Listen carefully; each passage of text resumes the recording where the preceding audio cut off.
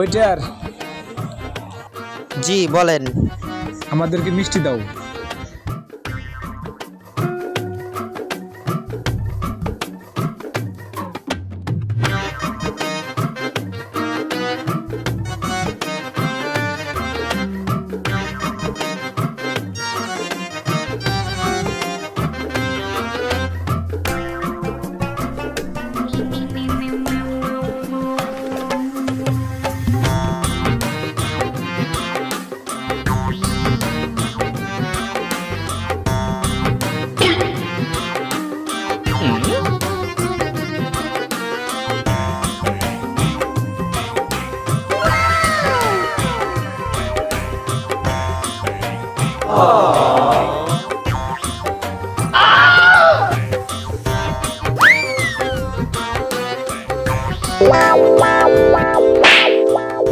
এ তোর বিল নে বেটা।